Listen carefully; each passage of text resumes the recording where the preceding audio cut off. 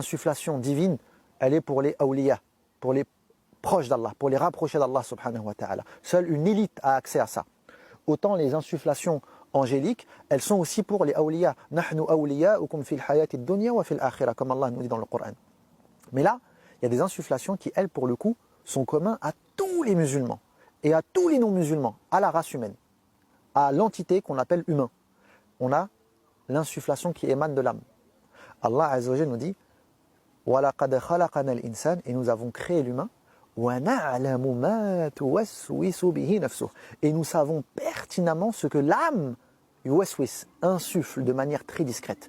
Donc là, autant avant on disait l'insufflation, autant là c'est autre chose, c'est un waswas. Le waswas, on y reviendra plus tard. Donc on a le waswas de l'âme, et ce waswas de l'âme est tellement important que le prophète sallallahu alayhi wa sallam a enseigné à certains compagnons comme Hussein ibn Ubayd. Il lui a dit Qul, il lui a enseigné un dua, il lui a dit dis Allahumma qini sharra nafsi, oh Allah, protège-moi contre le mal de quoi? De mon âme, de moi-même, de mon âme.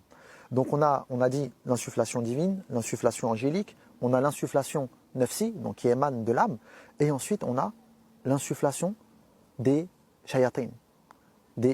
Bon, ça c'est un sujet qui est très complexe parce qu'en fait il y a différents degrés, et j'ai même envie de te dire que là c'est un domaine de spécialisation à part entière.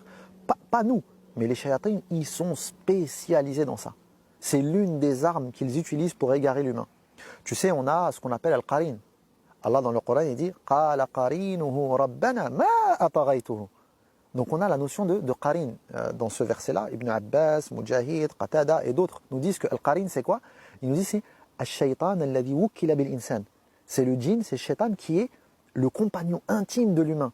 Et ça, on a le hadith dans Sahih Muslim de Abdullah ibn Mas'ud, si je ne me trompe pas, où le prophète sallallahu alayhi wa sallam nous dit Ma minkum min ahad illa wukkila bihi qarinuhu min al-jinn. Il n'y a aucun d'entre vous sans que son compagnon parmi les djinns lui ait été attribué. Tu vois, donc tu as le qarin. Après, tu as d'autres choses. Tu as al-walhan. Tu as déjà entendu parler de al-walhan?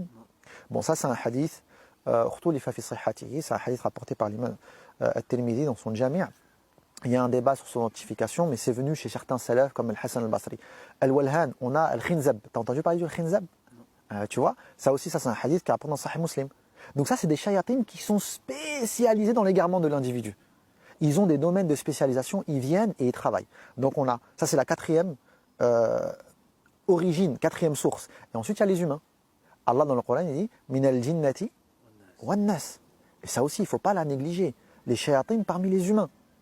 Tu sais, un des pionniers dans ce domaine-là, c'est le neveu de Sigmund Freud, Édouard Bernays, celui qui a fait fumer les femmes, celui qui a inventé ce qu'on appelle, en fait il est passé du, avant on appelait ça de la propagande. Tu sais, dans la guerre froide on appelait ça la propagande d'État. Lui il est venu, il a dit dans ce mot-là, ça réveille l'intention des gens. On va changer, on va dire relation publique. Et il a inventé ce qu'on appelle la fabrique du consentement. Comment réunir l'opinion publique sur un élément. Et il y a toute une science, tout un travail. Ils insufflent tout ça. Ça travaille les gens dans leur fort intérieur. Donc tu vois, il y a toutes ces sources-là qui sont présentes dans le Coran et la Sunna. Donc tous ces éléments qui te traversent là, tu ne peux pas y adhérer. Donc, regarde, écoute bien, ça c'est vraiment très important. Le fait de savoir tout ça, en fait, quand tu connais les caractéristiques de chacune, quand tu connais le mécanisme de chacune, ça te permet de quoi? De prendre de la distance. Et en prenant de la distance, tu rentres dans ce qu'on appelle l'affirmation de soi par rapport à soi. Tu rentres dans un discours intérieur. Tu t'affirmes par rapport à toi-même. La pensée te traverse, tu te dis, intérieurement, c'est pas moi ça. Je ne vais pas m'identifier et cette pensée-là, je la mets ici. Celle-ci, j'y adhère. Donc, premièrement, tu rentres dans ce qu'on appelle l'affirmation de soi à soi. Tu sais tout ce qui est muraqaba, muhasaba, musharat, c'est tout ça. L'affirmation de soi à soi. Et ça, c'est quand tu t'éduques spirituellement parlant, tu apprends à développer tous ces éléments-là. Ensuite, quand tu as appris à t'affirmer à toi-même, qu'est-ce qui se passe? Tu définis ton degré d'adhésion. L'insufflation divine, j'en fais mienne et je remercie Allah subhanahu wa ta'ala. L'insufflation satanique, je la rejette, je la repousse. En fait, tu définis ton degré d'adhésion. Pourquoi? Parce que ton degré d'adhésion va définir ton identification. Tu t'identifies à quoi? Comment tu te définis? Et ça, shaitan, c'est